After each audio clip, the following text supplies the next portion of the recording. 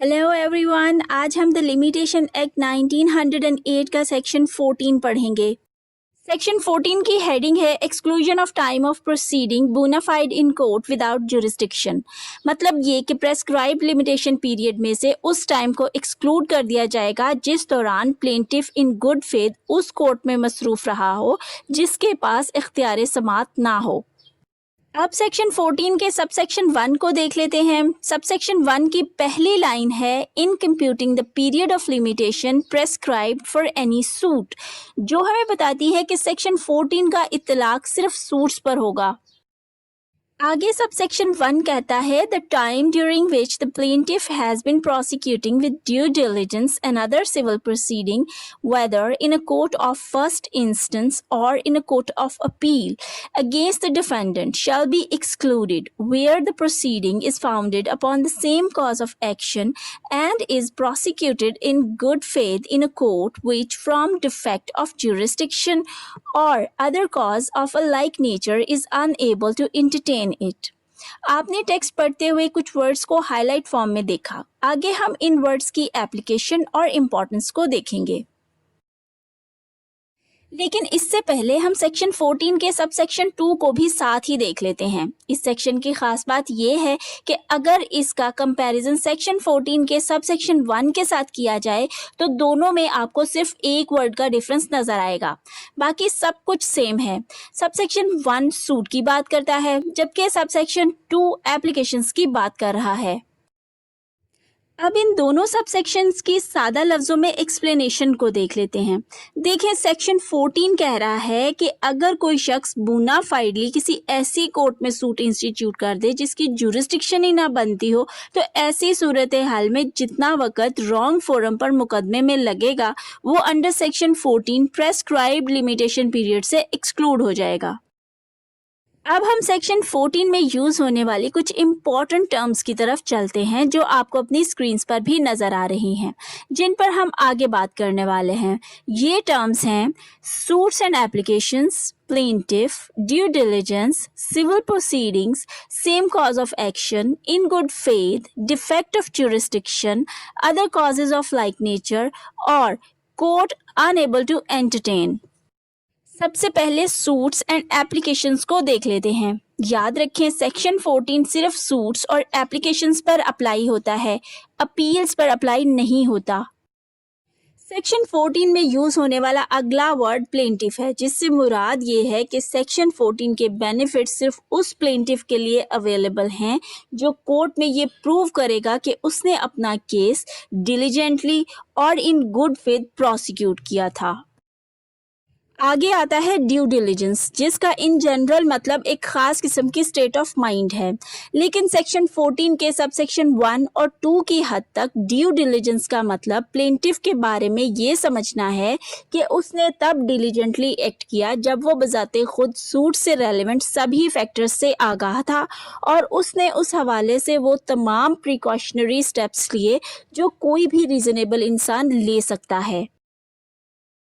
अब बात कर लेते हैं सेक्शन 14 में यूज होने वाली टर्म सिविल प्रोसीडिंग की कि उससे सूट की जगह क्यों इस्तेमाल किया गया। दरअसल लॉ मेकर का मकसद सेक्शन 14 के स्कोप को वाइडर करना था ताकि ये सेक्शन सिविल सूट्स की नेचर की बाकी प्रोसीडिंग्स पर भी अप्लाई किया जा सके।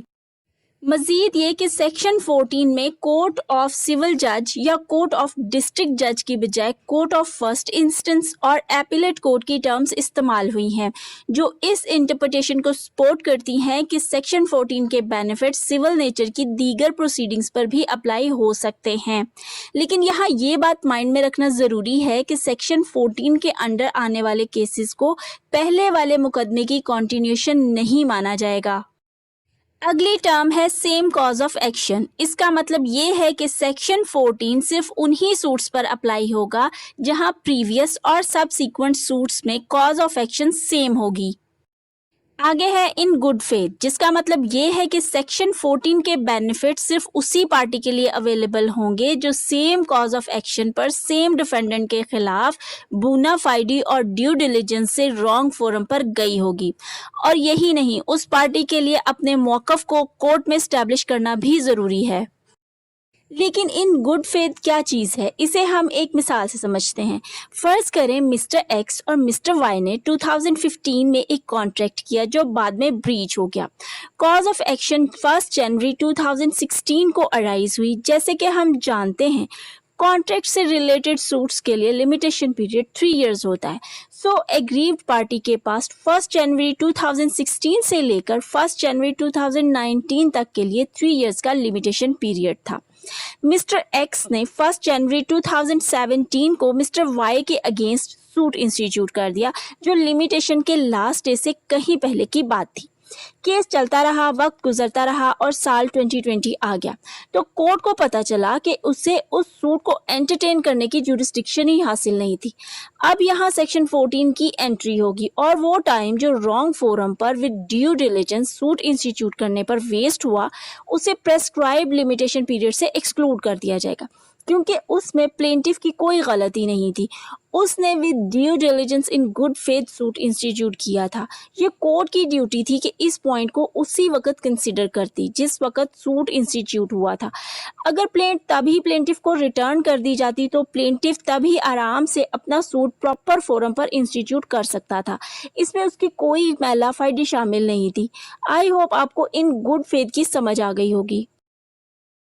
अब अगली टर्म की तरफ मूव करते हैं जो डिफेक्ट ऑफ ज्यूरिस्डिक्शन है, जिसका मतलब है कोई ऐसी कॉज जिसमें प्लेंटिफ के पार्ट पर किसी केस में उसका कोई पहलू नज़रअंदाज ना हुआ हो। यानी प्लेंटिफ ने मुकदमा दायर करने से पहले उसके हर पहलू पर गौर किया हो और उसे पता हो कि उसने सारा काम बिल्कुल ठीक किया है। आगे बारी आती है other cause of like nature की, जिसका इन जनरल मतलब कुछ ये बनता है कि किसी कॉज का किसी bona fide mistake of law, procedure या फैक्ट से अराइज होना जिसकी वजह से कोर्ट उस केस में इन्वॉल्व्ड इश्यूज को मेरिट पर डिसाइड ना कर पाए, या ऐसे तमाम तर इवेंट्स जो उसे मेरिट पर फैसला करने से बाज रखें। अगली और आखिरी टर्म है कोर्ट अनएबल टू एंटरटेन, जिसका मतलब है जहां कोर्ट को पिक्यूनरी या टेरिटोरियल जुरिस्डिक्शन हासिल ना हो और उस लेक ऑफ पिक्यूनरी और टेरिटोरियल जुरिस्डिक्शन की वजह से प्लेंट को रिटर्न करना पड़े। सेक्शन 14 में कुछ एक्सप्लेनेशंस भी दी गई हैं जिन्हें हम वन बाय वन देख लेते हैं। पहली एक्सप्लेनेशन कहती है कि किसी फॉर्मर पेंडिंग सूट या एप्लीकेशन जिसके लिए टाइम एक्सक्लूड कराना हो उसके लिए जिस दिन सूट या एप्लीकेशन दायर की गई और जिस दिन वो प्रोसीडिंग एंड हुई वो दोनों दिन लिमिटेशन पीरियड में काउंट होंगे। याद रहे ये सेक्शन 12 में दिए गए जनरल रूल की एक्सेप्शन है। अगर आपने सेक्शन 12 की वीडियो नहीं देखी तो उसे देख लें, आपको इस पॉइंट की समझ आ जाएगी। एक्सप्लेनेशन 2 कहती है कि इस सेक्शन की हद तक अगर कोई प्लेंटिफ या एप्लीकेंट किसी अपील को रेजिस्ट करेंगे तो यही समझा जाएगा कि वो किसी प्रोसीडिंग को प्रोसिक्यूट कर रहे हैं।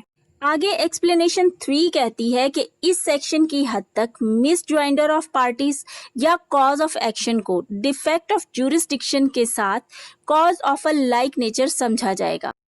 इसी के साथ लिमिटेशन एक्ट का एक और इम्पॉर्टेंट सेक्शन कंप्लीट हुआ। उम्मीद करती हूँ आपको सेक्शन 14 समझ आ गया होगा। अगर कोई पॉइंट समझ में ना आया हो तो आप कमेंट्स में पूछ सकते हैं।